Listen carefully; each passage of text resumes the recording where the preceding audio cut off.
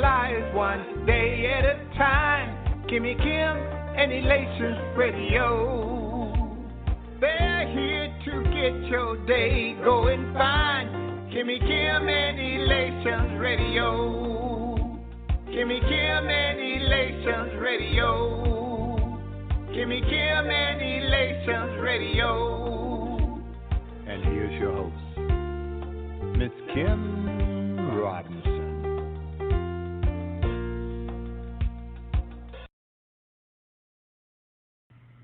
Divine greetings. We thank God for Elation Magazine and the opportunity to podcast every Thursday, 5 o'clock Central, the Loretta Petit Show, Women Winning at Life from Ministry to Marketplace. Look for Loretta Petit on Facebook so you can get information about our official prayer line. We'd like you to join us. Thanks again, Elation Magazine.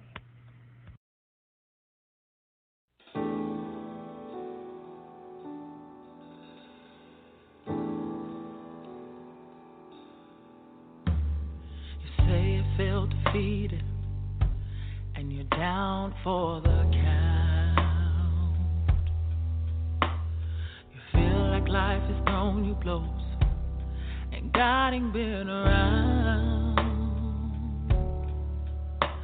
But I've come to encourage you, so hold your head high. Know that God is in your corner now. More inner life. You are a winner. You just can't lose. Who burn a KO more than a conqueror? Jesus in you. You are a winner. You are born to win. Burn a KO, more than a conqueror, power within.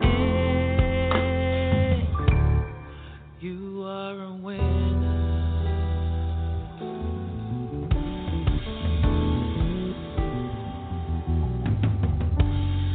Somebody's saying to me now, you just don't understand.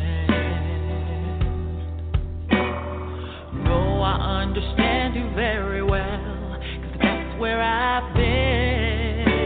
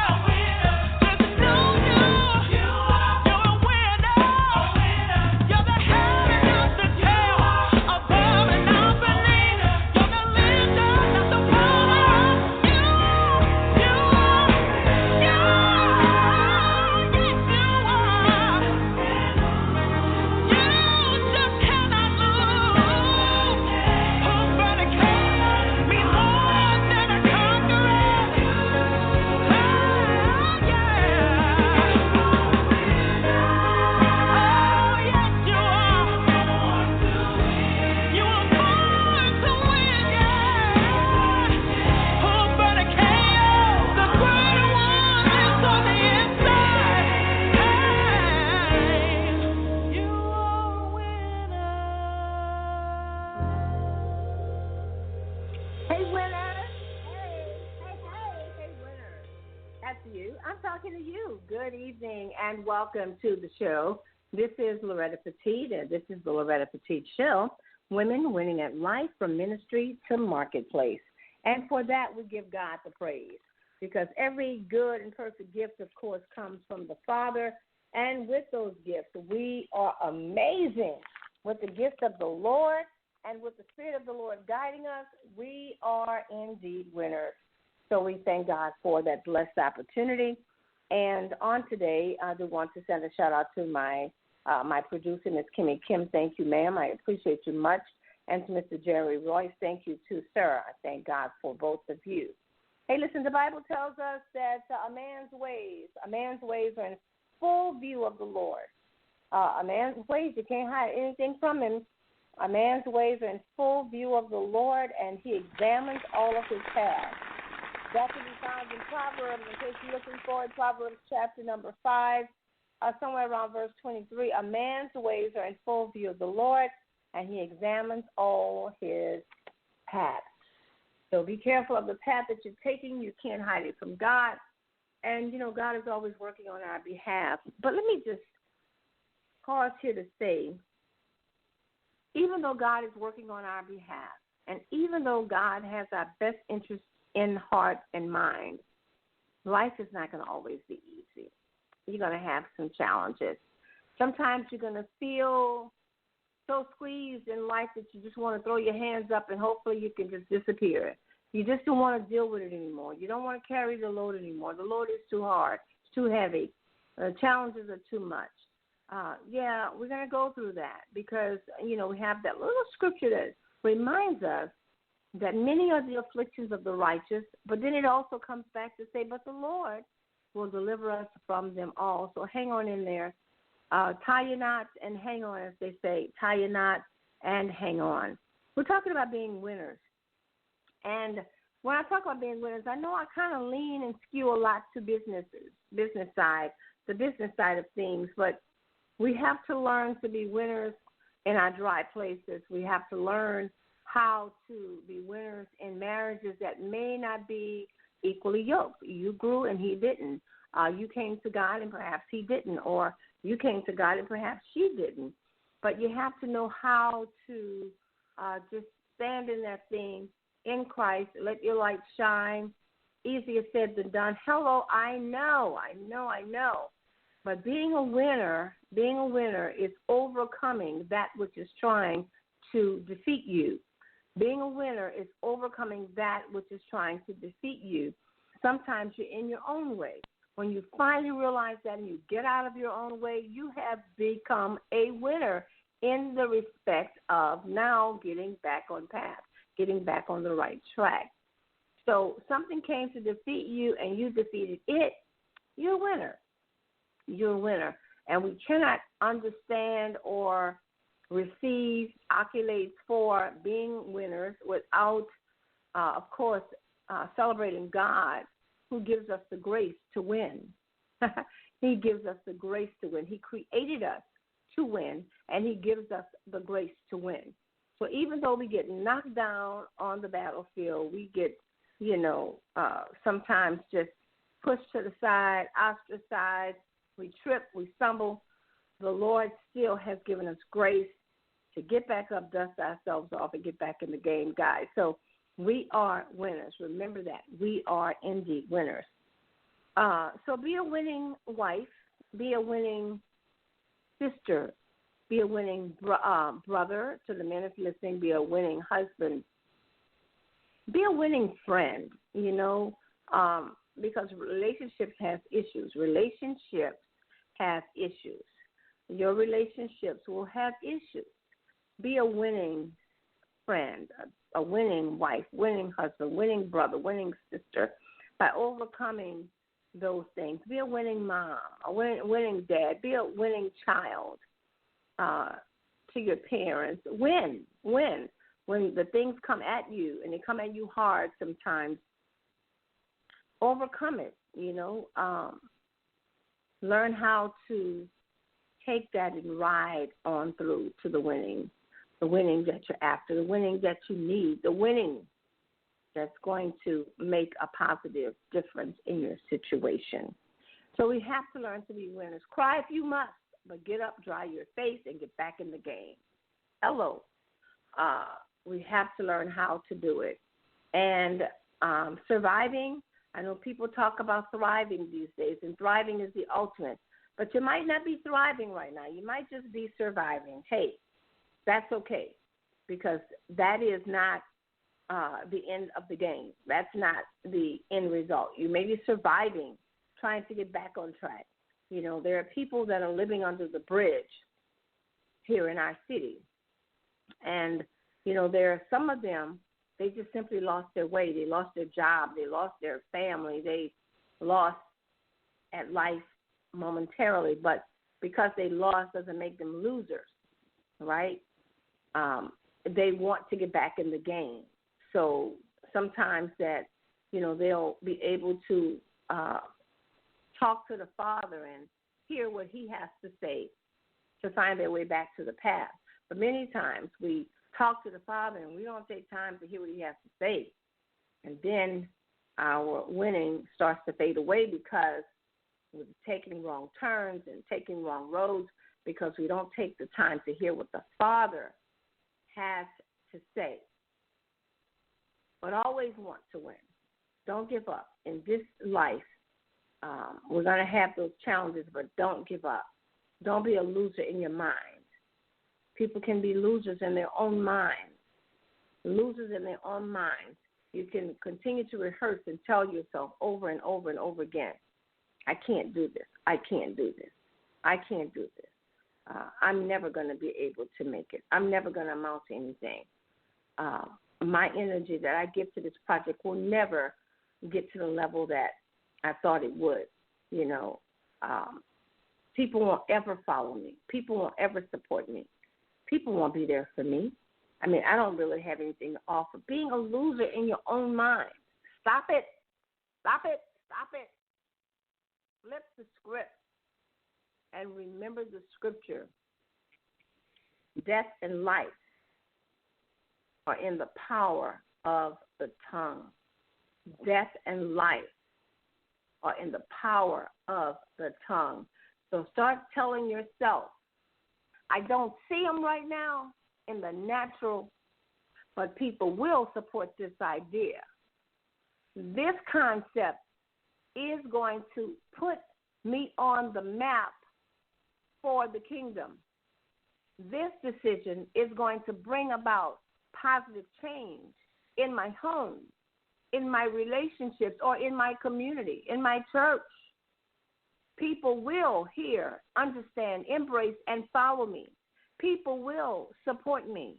People will intercede and pray for me. Flip that script. Don't be a loser in your own mind. Hello and amen. On today, want to get to the law of expansion. The law of expansion. John C. Maxwell's 15 invaluable laws of growth, and one of them is the law of expansion. But just before that, if you'd like to reach out to me, I'd like you to do that. You can always send your email to LorettaReviews@gmail.com, LorettaReviews@gmail.com. Love to hear from you. Give me your feedback, your questions, your comments, what have you. LorettaReviews@gmail.com. The law of expansion. Growth always increases our capacity. Nike's commercial said there is no finish line. So if you're thinking that there's a finish line in your mind, there is no finish line. God is going to make that decision when you have done all he has sent you here to do, when he has come to a place where he said, this is when I want you on this side. But you should not stop yourself and thinking that there is a finish line. So he asked, have you maxed out your capacity? And if you think you have, that could be a losing thought. So I don't want you to continue to have losing thoughts, right? I want you to think winning thoughts. So have you reached your full potential as a person? Maxwell says, I believe that if you are reading this, the answer is no. So Loretta says, if you are hearing this, I want you to declare the answer is no. If you're still breathing and you are of a sound mind, then you have the potential to keep increasing your capacity. There is a book, If It Ain't Broke, Break It. The authors Robert Cragel and Louis Patler wrote, we don't have a clue as to what people's limits are. All the tests, the stopwatches, and the finish lines in the world that we have today cannot measure human potential.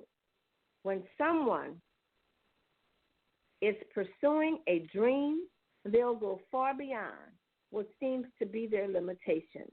The potential that exists within us is limitless and largely untapped. When you think of limits, you begin to create them. So keep that in mind. When you think of limits, you begin to create them. So how do you push toward your potential and keep increasing your capacity? There is effectiveness externally. You feel it, you think it, you have emotions around it, and then you'll start to see the effect externally. You do that by including others and learning how to work with people. But the only way to increase your capacity internally is to change the way you approach your own personal growth. Learning more information is not enough. I can attest to that, my friends. We're on information overload. Everybody's got a webinar. Everybody's got online classes. Everybody's got a book. Everybody's got a workshop. Everybody's got a seminar. Everybody's got a conference. My God, we're on information overload. So learning more information isn't quite enough. You must change how you think, and you must change your actions, and so must I. We must increase our thinking capacity. Now, it has been said that most experts believe people typically use only 10% of their true potential. That is quite staggering, if I must say so myself. Because if that's true, then the average person has huge capacity for improvement. Yes, we do. It's as if we possess hundreds of acres of possibilities, but keep only half an acre under cultivation. So answer this. How do we tap into that unused 90%? I guess you say, I don't know. That's why I haven't tapped it yet. The answer is found in changing how we think and what we do. And we can start by looking at how we need to think to increase our own capacity. Stop thinking, number one, more work, and start thinking, what works? How about that? Let's not do more for the sake of doing more, but let's do what works and maybe more of what works. If you ask most people how they can increase their capacity, they'll probably tell you, I got to do more, I got to get 4, 5, 6 more jobs, I got to do more. Well, you got to think about what actually works.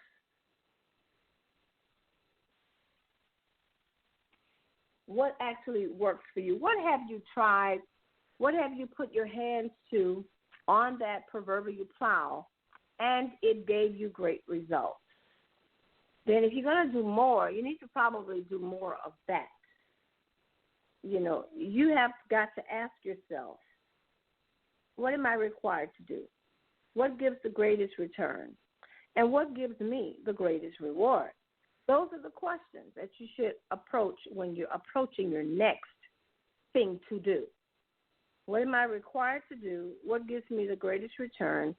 And what gives me the greatest reward? Now, not only do I want you to stop thinking more work and start thinking what works, but I also want to offer you this suggestion to stop thinking, can I, and start thinking, how can I? Don't just ask yourself, I wonder if I could do that. No, ask yourself, I wonder how I can do that. Two different feelings in your brain. It's two different concepts. One is like almost if, can I? It's like an if clause. The other one is, how can I? Not the if clause, but the how, okay? The how can I do this? And that's very important because when you look at something, and I went into a wonderful store today, and in that store, I looked at all this creative on the walls, by the floor, on the shelves, on the desk, on the counter. Oh, my God. I was in creative heaven today. And I began to ask myself, how can I get my stuff together to get into a store like this? Because I love the creative. I love the painting. I love the crafting. I love the design. I love the colors. I love the nailing it together, the gluing it together. I love the roping it together. I love the clay. I love the molding. I love all of that. I love the sewing. I love the fabric. I love the sound of the sewing machine. I love all of those things. Everybody may not be at that same place, but you have those things that you love and those things that bring you great reward. So don't think, can I? Start thinking, how can I? So that you could reach that place where you're trying to go. And then I want to offer you this proposition to stop thinking one door and start thinking many doors. I was reading a quote the other day. I don't know the exact quote, but it did say something to the effect of, we always say just that one idea can change my life. That one person can change my life. That one thing can change my life. Why just think about the one, right? Don't think about just that one door. Because if that one door comes and opens up and starts to change your life and something happens, then where are you going to be? So stop thinking the one and start thinking the many. Even though you could be absolutely correct. It'll take one action, one movement, one person, one thing. But I don't just want the one. I don't just want the one for you. I want the one and all of its followers to come on along to make that change in our lives. So when it comes to growth, you don't want to stake your future on one door. It may not open. It's much better to consider many possibilities and look for multiple answers to all of your questions. Think in terms of options. Hello. Now, our author, Mr. John Maxwell, says he made the mistake of looking for the one door early in his career. He wanted to build a great church. So he went looking for the key that would lead him to that success. He started interviewing people to find someone who could give him, quote unquote, the secret. It was almost like he was looking for someone who could grant his wish. His thinking was all wrong. He wanted someone to give him a formula for his dream so that he could act on it. In time, he came to realize that he needed to act on his own dream and formulate the details as he made his journey. Mobility was critical to progress, and his strategy began to evolve out of his discovery process. So let me pause here for a quick moment to say to you, don't look for someone else to have the golden key to open the lock to the golden door that's going to change your life. It is a common error that we as humans make. We believe that somewhere along the line, God's going to send that somebody. Hey, I want to say, ouch, I've had that thought for many years too. But I have to realize if God is yet speaking from eternity and he's got something to say to me, wouldn't he say it to me? Wouldn't God give me the creative? Wouldn't God give me the golden key? Wouldn't he show me how to find it? And wouldn't he show me the golden door? So let's not keep waiting for someone to show up. I know as a young girl in teenage years, We've always talked about that knight in shining armor. He was going to show up on the horse, grab us up, and take us away. Now, that was proverbial, of course. But we always look for that place of happiness with that special somebody, that perfect man. Well, at this point in the game, I want you to know there's no such perfect man. There's no such perfect woman. But there are works in progress. And there are people that have more like you than unlike you, and that becomes the perfect person for you. But that's neither here nor there. Just wanted to drop that in for free. So getting back to Maxwell's situation of waiting for that person with that golden key, he says one of his favorite words today is options. Anyone who knows him well understands that he does not like being fenced in. Hello. Neither do I. He says, but his desire for options is driven by more than just the desire to avoid mental claustrophobia. It's driven by the desire to increase his capacity. The more time goes by, the more he wants to explore creative options, and the less he wants to rely on someone else's system. I love that. We're relying on somebody else's system to save the day for us, and we've gone from year in to year out. We even lived decades waiting for somebody else's system to work for us. I love that, Maxwell, and he says, and as he's learned to think many doors and explore options, these are some of the things he learned as we prepared to close. The more than one door concept rather than the one door. He said there is more than one way to do something successfully. The odds of arriving anywhere increases with creativity and adaptability. Now, these are little nuggets I'm dropping on you. Number one, again, there is more than one way to do something successfully. Number two is the odds of arriving anywhere increases with creativity and adaptability. The third thing he learned in this process of trying to find his own way rather than allowing other people's systems to come and try and make his way for him, he learned that movement with intentionality creates even more possibilities. So move intentionally. Be on purpose. And the fourth thing he learned is failures and setbacks can be great tools for learning. Great tools for learning. I hope that helped you today, encouraged you as you're on your journey to success. Winning isn't everything, but wanting to win always is. Okay, so always want to win. Always want to win. Always want to win. Knowing the future is difficult. Controlling the future is impossible.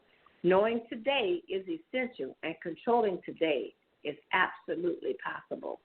And Out of the Window Holmes gave us this. He says, man's mind, once stretched by a new idea, never regains its original dimension. Keep pushing, keep believing, whether you want to be a successful wife, a successful sister, a successful mother, a successful businesswoman, a successful Christian. Don't wait for somebody else to show you what to do. Ask God. Listen for God. Trust God. And keep on being that successful person that you are. And God will show you how to increase your capacity. God has given him the law of expansion to share with me, to share with you. So as I leave today, I do want to say thank you for your listenership. Do show up again here next week. I promise you I'll show up for you. And go out there and make today ridiculously amazing.